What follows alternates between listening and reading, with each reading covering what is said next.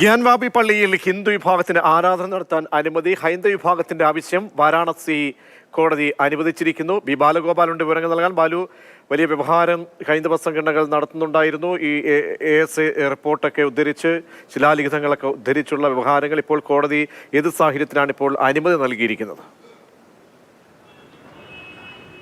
പ്രജീഷ്, വാരണാസി ജില്ലാ കോടതിയുടേതാണ് വളരെ സുപ്രധാനമായ ഈ ഉത്തരവ്.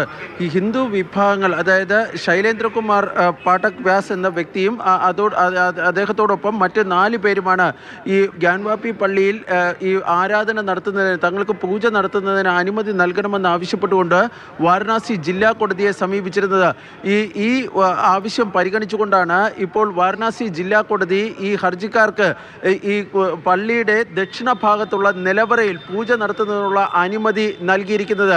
ഈ നിലവറയിലേക്ക് പ്രവേശിക്കുന്നതിന് പ്രത്യേക സ്ഥലം അല്ലെങ്കിൽ പ്രത്യേക ക്രമീകരണം ഏർപ്പെടുത്തണമെന്ന ഹർജിക്കാരുടെ ആവശ്യവും ഈ വാരണാസി ജില്ലാ കോടതി അംഗീകരിക്കുകയും ചെയ്തിട്ടുണ്ട്.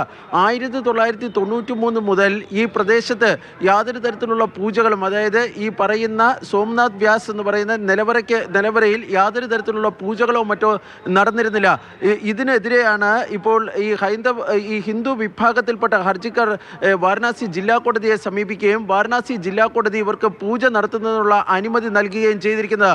ഒരാഴ്ചയ്ക്കുള്ളിൽ ഈ പൂജ നടത്തുന്നതുമായി ബന്ധപ്പെട്ട തുടർ നടപടികൾ സ്വീകരിക്കുമെന്നാണ് ഈ ഹിന്ദു വിഭാഗങ്ങൾക്ക് വേണ്ടി ഹാജരായ അഭിഭാഷകൻ വിഷ്ണു ജെയിൻ അല്പസമയം മുമ്പ് ഈ വാരണാസിയിൽ വ്യക്തമാക്കുകയും ചെയ്തിരിക്കുന്നത്. ഏതായാലും ഈ വളരെ അധികം ചർച്ച ചെയ്യപ്പെടുന്ന ഒരു ഉത്തരവാണ് ഇപ്പോൾ വാരണാസി ജില്ലാ കോടതിയുടെ ഭാഗത്ത് നിന്ന് ഉണ്ടായിരിക്കുന്നത്.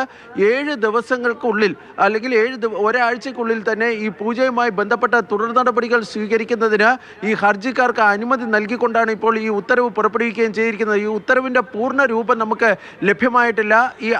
ഈ ഹിന്ദു വിഭാഗങ്ങളുടെ അഭിഭാഷകരാണ് ഇത്തരത്തിൽ, അഭിഭാഷകൻ വിഷ്ണു ജെയിനാണ് ഈ നിലവറയിൽ പൂജ നടത്തുന്നതിനുള്ള അനുമതി തങ്ങൾക്ക് ലഭിച്ചതായി ഇപ്പോൾ ഔദ്യോഗികമായി, അല്ലെങ്കിൽ അദ്ദേഹമാണ് ഈ കോടതി നടപടികൾക്ക് ശേഷം അറിയിക്കുകയും ചെയ്തിട്ടുള്ളത്. പ്രജീഷ്.